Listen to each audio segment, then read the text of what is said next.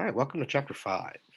Um, we're going to be focusing today on the first two learning objectives in chapter 5, and we'll finish up chapter 5 when I see you next time. All right, so the very first learning objective looks at um, how to explain variable, fixed, and mixed costs, and what is something called the relevant range. Okay. So basically speaking, cost behavior analysis looks at how costs respond as the level of business activity changes. You know, so if we need to do more of something, how do costs respond to that? If we have to do less of something, how do costs respond to that? And so this is basically the behavior that they're looking at. It does apply to every type of business, manufacturing and service, retail. I mean, this the whole 9 yards. It just applies. So this is something that's important, as important as all the other ones.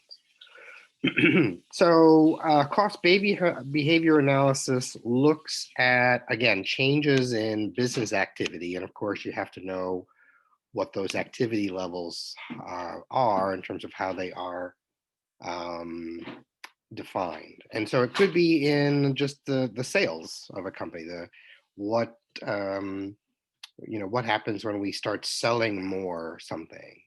um, what costs change for us when we go ahead and have this really big boom in business. For a trucking company, the number of miles that we have to drive to deliver products or whatever we're loading. In a hotel, how much difference in costs if half of the hotel is booked versus 3/4 of the hotel is booked.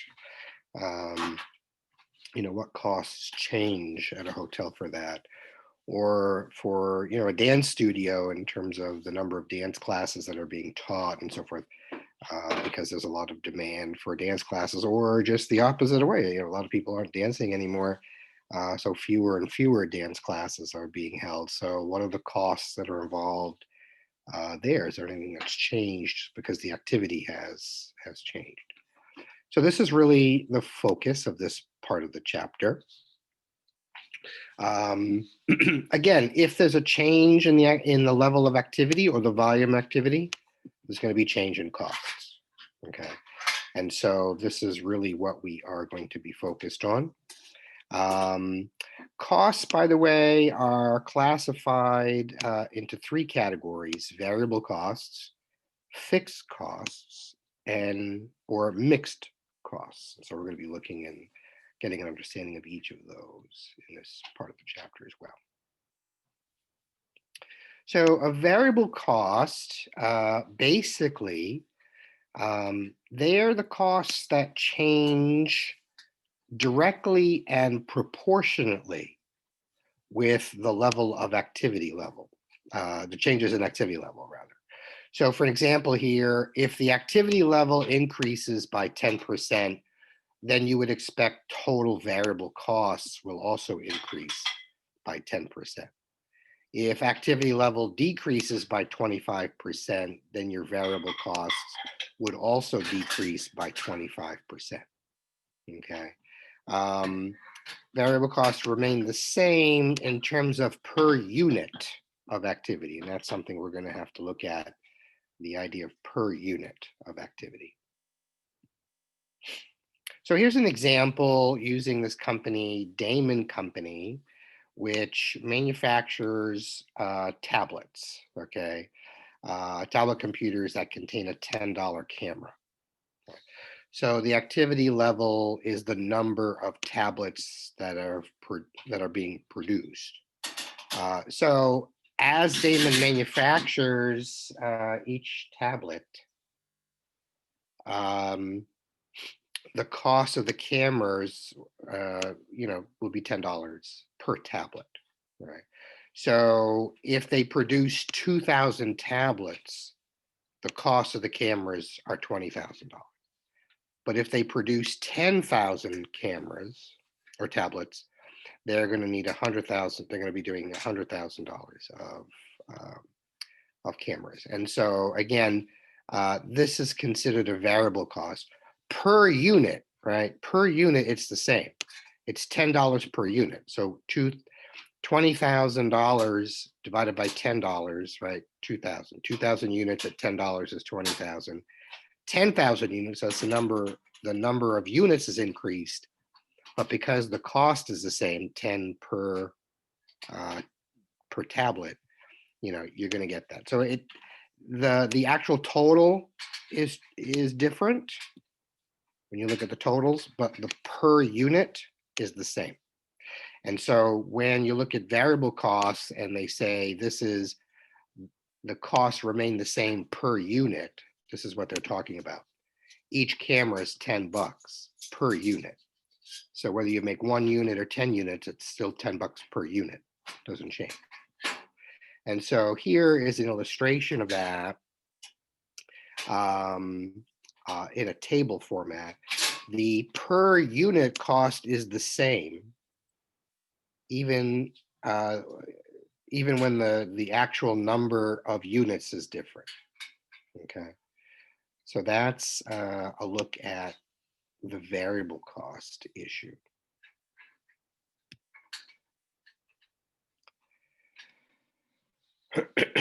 So we're gonna stick with our tablet computers that have that $10 camera. The activity level is the number of tablets that have been produced. So that's the activity index, the number of tablets that have been produced. So it doesn't matter how many tablets Damon manufactures, the cost of each tablet is affected by $10 because of the camera. So in essence, as you see, it doesn't matter how many cameras they produce. The total cost will go up because they're producing more and more and more cameras. But per camera, per unit, they're still adding a $10 camera per unit. So that's what they mean here by variable costs. The cost might go up in total, the cost might go down in total, but per unit, it's the same. It's the same. So again, whether they produce 2,000 or 10,000, that's going to affect the total.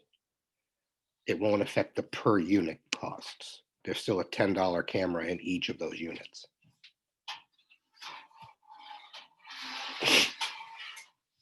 So when you look at the total costs, obviously the more they produce, the higher the total costs. But when you look at the cost per unit, it's always the same. It's always the same. There's a $10 camera in every tablet. Doesn't really matter how many they produce. There's still that same $10 camera in every single tablet. So per unit, it's $10, regardless how many units. But obviously, when they actually produce different amounts of units, whether it's 2,000 or 10,000, obviously the total variable costs are going to go up. Fixed costs are looked at as they're going to remain the same regardless how many cameras they do. Regardless how many cameras they produce, how many cameras they put into these tablets, they still got to pay their property taxes. They still got to pay rent. They still got to pay insurance. Doesn't really matter how many tablets that Damon Company produces. All of those costs are fixed. Okay. So again, here, the examples of the fixed costs that do not change through that year is the property taxes, the insurance, the rent, and depreciation. It's going to be the same regardless how many tablets are produced in that particular factory that year. All of these are the same. So that's what they consider fixed costs. They remain the same regardless of the activity level. However, when you break it down per unit, take the total fixed costs divided by the number of units, well, then it's going to have an opposite effect. The cost per unit will decline the more they make, the less the fixed cost per unit will be. Okay, the less the fixed cost per unit will be. So here we have the example Damon Company. They have production facilities that cost them $10,000 per month.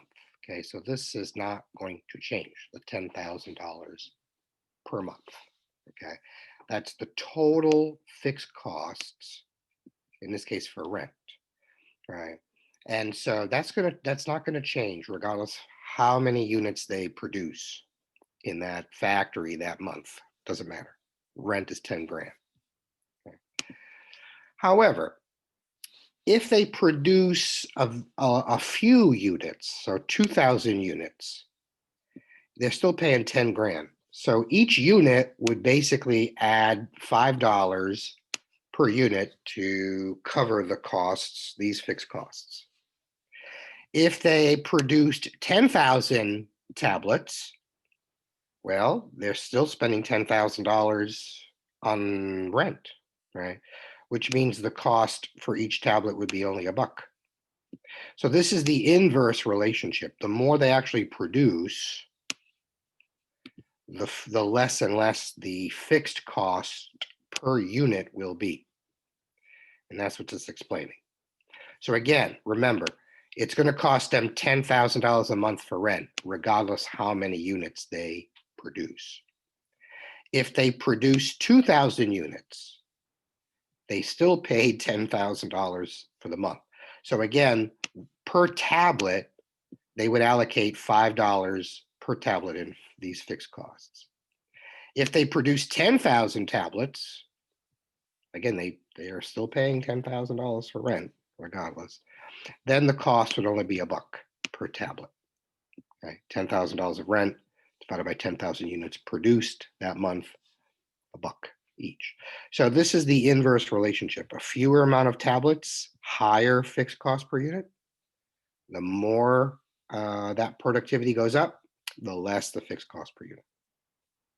That's the inverse relationship that they were talking about in the last slide. So again, graphically speaking, total fixed costs are the same.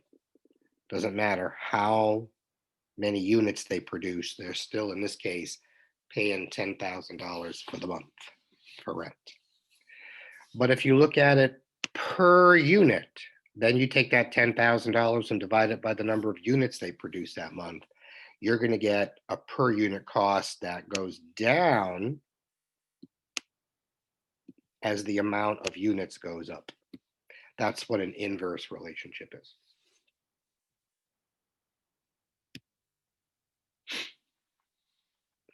Okay, so here is a question here. So variable costs are costs that A, vary in total directly and proportionally with changes in the activity level.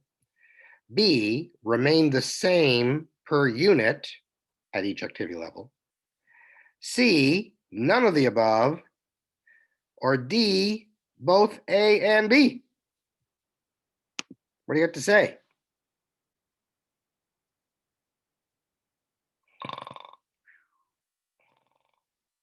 Time to wake up. Anybody? You're all sleeping, huh? Okay. Oh, I have a chat. I am so excited. Dan says D. All right, Dan, thank you for being awake. And Dan is absolutely right, right? So variable costs are costs that remain the same per unit, but vary directly and proportionally in total with the activity level. Good, good, good. This is a very good story. It's in your book on page 186. I recommend it. It's from 2010 and 2013 stories, but it's called Gardens in the Sky. And it is really about the fact that we need to produce more food and we have less and less land available for farming. Right. Um, and so basically speaking, there's a food production issue to address. Okay. So here it says to address the lack of farmable land and reduce the cost of transporting produce, some companies like New York based Bright Farms are building urban greenhouses. Okay. So this is great. But again, the numbers have to work. There's a lot of great ideas until you get to the numbers and like, well, that idea needs to be looked at again because the numbers have to work for any great idea to catch on. Okay.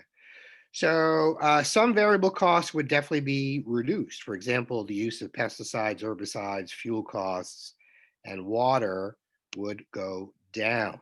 Soil erosion is not going to be an issue since you're going to be growing these basically hydroponically. Okay. So the land requirement would be reduced dramatically if you had a vertical structure. I don't know if you've seen those, but they're actually quite cool. It's almost like a lot of these plants are growing without being put in the ground. They're kind of, but there is a solution that's there that's causing them to grow. Um, but of course, there's some other costs that are going to be higher. You're going to need the building. You might need specific light, particularly if it's a multi-story building that costs money. So it's hard to understand whether these urban greenhouses are going to make it. Um, you know, if they can't break even, if they don't know their costs, and if they're profitable. On the other hand, there's something called a rooftop greenhouse that's been existing already in many cities, Brooklyn, for example. Um, and they do appear to work. They do appear to be financially viable options. So, for example, a 15,000 square foot rooftop greenhouse in Brooklyn already produces 30 tons of vegetables per year. So that's a lot of vegetables, right? So you can sell to cover the cost of all that type of stuff. So again, it is very, very interesting. It is a very good thing that we're doing all of this stuff. But again, we do have to look at the costs. Um, okay. The There's two more things here. Your book introduces you to something called a relevant range. A relevant range. And so, just to give you an idea, think of a manufacturing plant, and it might be easier for us to think of say, a manufacturer who builds cars or something. Well, I mean, there's usually not. It's not like it's not like 100% capacity is going to be used in that plant. It's not like it's operating on all cylinders all the time, and it's always open and producing everything.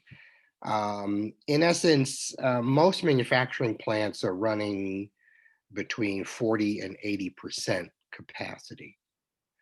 Um, and that, in essence, would be considered a relevant range in terms of how that is working. So, if we know that most manufacturing facilities are operating in this relevant range between 40 and 80% capacity, um, well, then that changes a little bit of the relationship between the costs, variable and fixed costs. There's no such thing as a linear relationship here.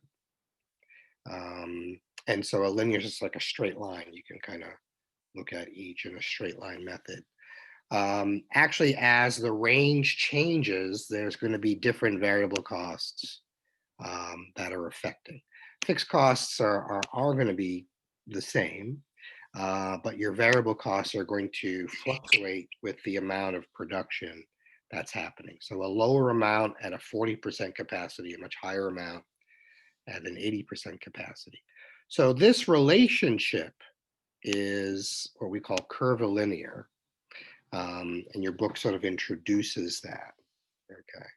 because there will, and fixed costs usually stay the same. However, there are some that will change, and we'll get to that. Okay, there will be some that will change. So here in your book on page 187, they have some pictures, some graphs that introduce you to total variable costs that curvilinear relationship. So at low activity levels, the costs are going to be, here. But as activity levels increase, the variable costs will also increase until they sort of even out. So this is not a straight line, it sort of curves a bit. Okay. And so that's what this curvilinear is about. Linear is simply the straight line. Curvilinear is because this line curves in the very beginning here and at the very end when we've actually had a relevant range. We've hit we have no capacity, we've sort of maxed out here. That's sort of the range. Fixed costs are going to change a little bit on the activity level of what's going on because of the uses of machinery and other types of things. So the more you use the machinery, the more fixed costs you're gonna have. And so at lower activity levels, the fixed costs will be a little bit on the lower side. Mid-range activity levels, your costs are going to be sort of in the middle. But if you're cranking up that factory pretty hard, I mean, you're gonna have the higher level of fixed costs. But again, it's non-linear. It's sort of like a step in this regard. So they introduce you to some of that type of stuff here. And again, companies expect to operate in a certain range during the year, depending on how busy their season is and what it looks like.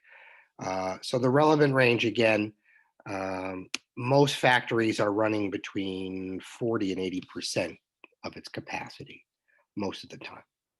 Okay, very rarely is it up here. And if it's down here at zero, I mean, you're probably not producing any product whatsoever.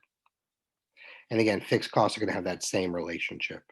The lower the activity level, the lower the total fixed costs. The higher the activity level, you're going to have somewhat higher. Okay. So again, the relevant range here is the range which the company expects to operate.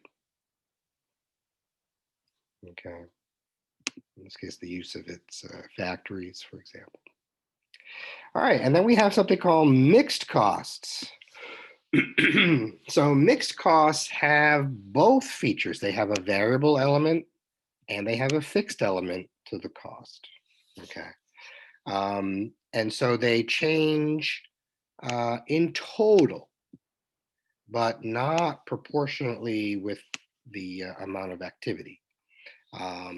And so here is a illustration of a mixed cost. And let's give you an example of that. Say a business had to rent a truck for delivery of certain things.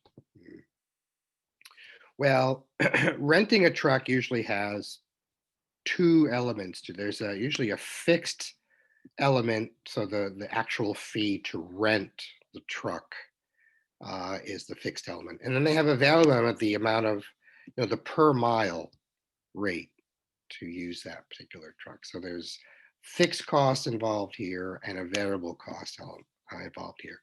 So obviously, if you're not, $50 is going to be your base fixed cost element, because regardless how many miles you plan on driving this truck, you're going to have to pay to rent it. And so there's that fixed cost. But as you see, the more miles you use this truck, look at your variable cost element. If you only drive a little bit, it's going to cost you a little bit. If you're driving a lot, it's going to cost you a lot, right? So the total cost is basically a mixture of the fixed element plus the variable element. And that's what a mixed cost is. Mhm. Fascinating. I know you're loving this stuff. But again, we've reached the end of the first objective, and you must be excited about that. Okay. So what I need you to do, I'm going to ask you to repopulate um, your videos if you could, so I can call on you. And here, our exercise here for the Doit is to classify the costs as either variable, fixed, or mixed costs. Okay, variable, fixed, or mixed costs. And so when you look at direct materials for 10,000 units would be $20,000. For 20,000 units would be $40,000. So let's start with Bryn. I'm sorry to start with you, but would you say that's variable, fixed, or mixed? Fixed. Now, if it's fixed, it would be the same. In this case, this is a variable cost, right? Because the cost per unit is $2, but the more units that are produced, the higher the cost, right? So it's the same cost per unit, but the more units that are created, the more the costs are.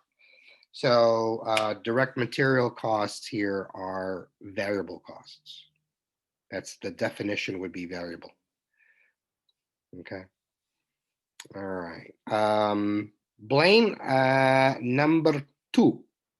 We have maintenance here. It's actually the second one. It's not really number 2. We have at 10,000 units, maintenance would cost 8,000. At 20,000 units, maintenance would cost 10,000. How would you classify maintenance? Mixed. Yeah, maintenance is a mixed cost. So there's a base to it.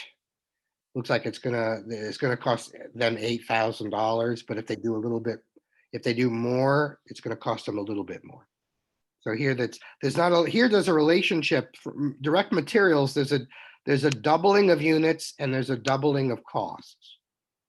So that's one of your things to look out for a variable cost. Same cost per unit, but the total cost explodes. Okay, with double units, double cost in total. Here you have just a $2,000 difference in the number.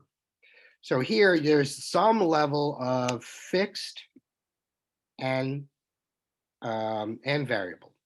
And so maintenance, they're doubling the amount of units they're producing, but they only need a little bit more for maintenance. So that's a sign of a mixed cost. So nice job there. Direct labor, Rob, how would you classify direct labor? Variable, fixed, or mixed?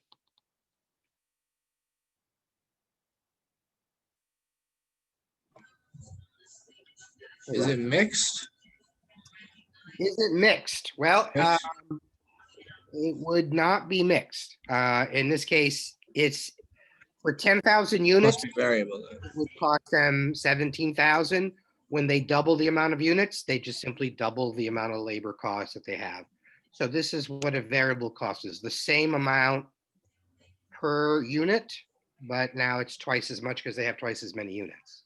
So that's a variable cost. Okay. This is all new and exciting. I know. I'm not blaming anybody.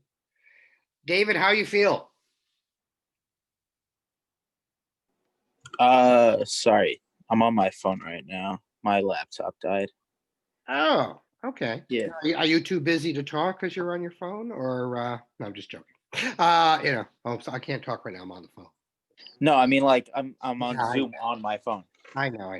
I'm just giving you a hard time. That's all. Hang in there. All right. So indirect materials, for 10,000 units, it's $1,000. For 20,000 units, it looks like $2,000. Yeah. So, David, is that variable, fixed, or mixed? It's variable. It's variable, right? It's variable because and then the double amount of the units equals the doubling amount of the costs. Okay. Nice job. Thank you very much. Going down here, I got Nick. Ooh, Nick Drayhouse, how's it going? It's going. Going, all right. We've got depreciation for you here, Nick. Oh, goody. It's fixed. 10,000 units, we need 4,000, 20,000 units, we still need 4,000. So how would Yep. you classify that? Fixed. Yeah, it's fixed, right? It's gonna be the same regardless how many we produce, right? And so that's a fixed cost in this case.